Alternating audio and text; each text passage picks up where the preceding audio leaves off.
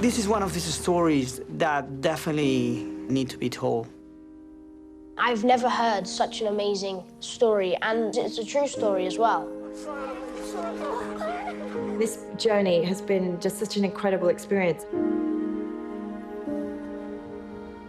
The producer, Belén Atienza, she came into the office one day. She had heard the story on the radio.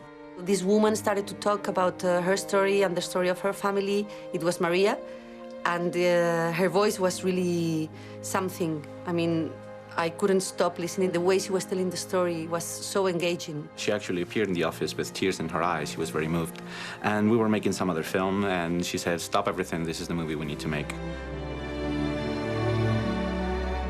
When I read the script, I thought, wow, it all just sounds so clear and true.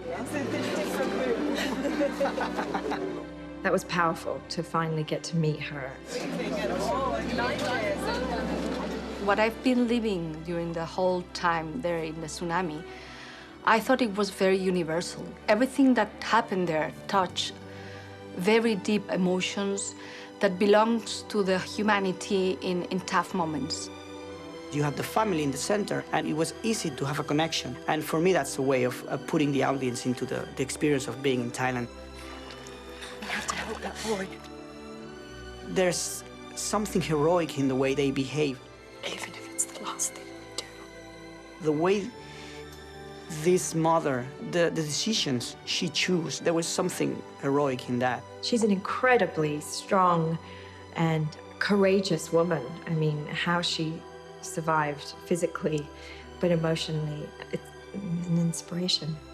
Maybe by watching one family's experience through something like this, it gives us a greater understanding.